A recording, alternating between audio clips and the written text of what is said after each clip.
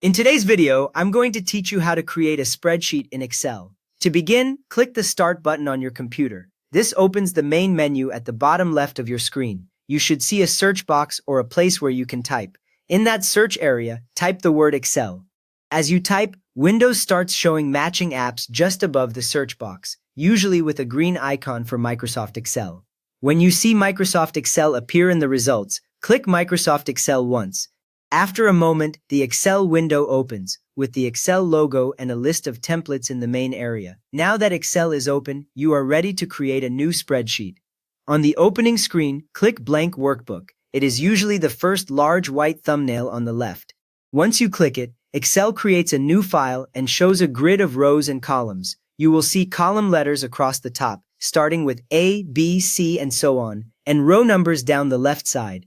The active cell has a green outline, and its reference, like A1, appears in the name box above the grid. A quick tip here: anything you type into a cell is stored instantly when you press Enter, so you do not need a separate Save button for each change.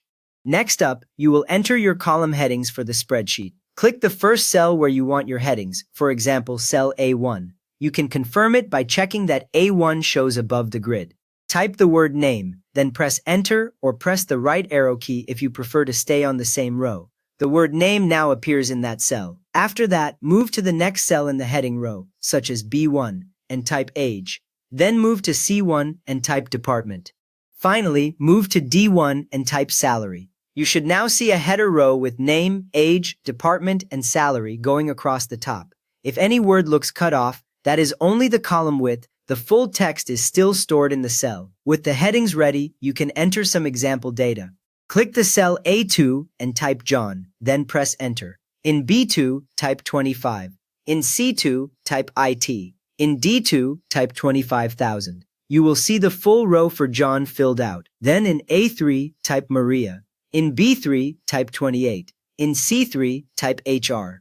In D3, type 30,000. Now you have two complete records under your headings, and the spreadsheet already behaves like a simple table you can sort or analyze later. You have just opened Excel, created a blank workbook, and built a basic spreadsheet with headings and sample data. If this walkthrough helped you get your first spreadsheet set up, please give the video a thumbs up so others can find it, and subscribe if you want more simple Excel guides.